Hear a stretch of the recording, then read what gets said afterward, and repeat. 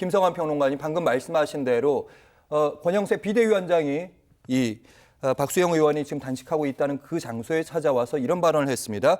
역시 마은영 헌법재판관 후보자 안돼 그리고 헌재 결정 강제가 아니다. 이런 발언 어떻게 들으셨는지. 헌법기관인 헌법재판소에서 결정했는데 헌법기관인 국회 그리고 또 국회의원 신분인 비대위원장이 이거 안 지켜도 돼라고 이렇게 얘기하는 모습을 국민들이 뭐라고 받아들일까요? 그럼 국회에서 결정한 것도 뭐 수틀리면 안 받아들여도 된다는 얘기를 해도 되는 겁니까? 국회의원들이 이런 식의 태도를 보이는 것을 국민들이 뭐라고 생각할지 저는 모르겠어요. 그리고 지금 국민의힘에서는요. 아까 장 소장께서도 말씀을 좀 해주셨지만 합의를 안 했다고 자꾸 얘기하거든요. 이번 헌법재판소에서 합의했다고 얘기를 하잖아요. 예를 들면 합의하고 난 다음에 우리는 합의 지킬 수 없어라고 해서 합의를 깼다는 거잖아요. 그러면 국회에서 합의는 언제까지가 합의를 의미하는 겁니까? 그럼 깨면은 자기 멋대로 깨면은 합의 안 한 게 되는 겁니까? 이것도 이해가 잘 안 되고요. 예를 들어서 국민의힘에서 추천한 인사가 조한창 재판관이에요. 민주당이 동의했습니까? 동의하는 절차가 있었어요. 인사청문회가 곧 동의하는 절차나 다름이 없는 거잖아요.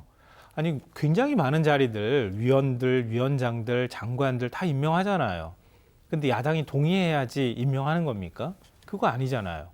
그러니까 국민의힘에서 추천한 조한창 재판관은 민주당이 동의하든 안 하든 국민의힘의 추천 몫으로 인사청문회를 거쳐서 국회 표결 절차를 밟은 겁니다. 그럼 마찬가지잖아요. 마은혁 재판관도. 마은혁 재판관이 이념적으로 경도됐다, 편향돼 있다 이런 주장하고 있는데요. 우리나라 판사로 수십 년을 일하고 있는 법관을 뭐가 이념적으로 편향된 인사라고 말하면 우리나라 법원에서 판사 임명을 어떻게 한다는 얘기입니까?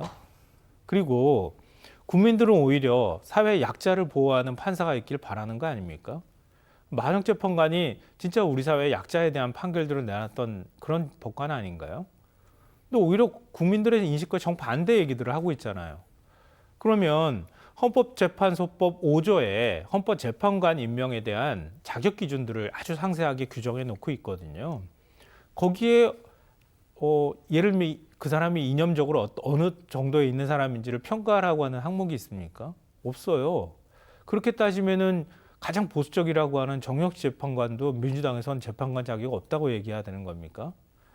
그럼 대한민국에서 정치 사상의 자유는 어디로 간 거예요?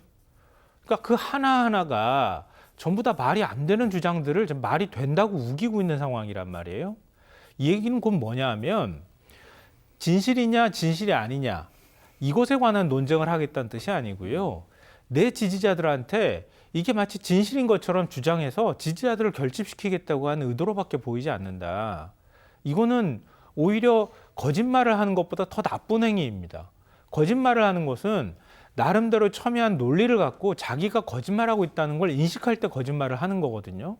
근데 국민의힘은 거짓말을 한다는 것 자체도 인식을 못하는 것 같아요. 그냥 되면 되는 대로 주장하는 것 같아요. 나중에 가서 국민의힘 의원들이 전 똑같은 논리로 비판받을 거라고 생각하거든요. 그러니까 이런 식의 태도들이 계속 나온다고 하는 건 나중에 가서 국민의힘한테 엄청나게 큰 부담으로 작용할 것이다. 만약에 정권이 바뀌었다고 한번 가정해 보세요. 대통령 임명하는 사람 민주당이 우리가 언제 합의했습니까? 그러면서 임명 못하겠다고 덤비면 어떡할 거예요? 그러니까 대한민국의 영소성 뭐 이런 것들을 계속 얘기하면서 국민의힘이 오히려 헌정 질서를 파괴하는 행위를 계속 하고 있는 것이나 다름없다. 부디 좀 그러지 말았으면 좋겠다는 말씀을 꼭 드리고 싶습니다.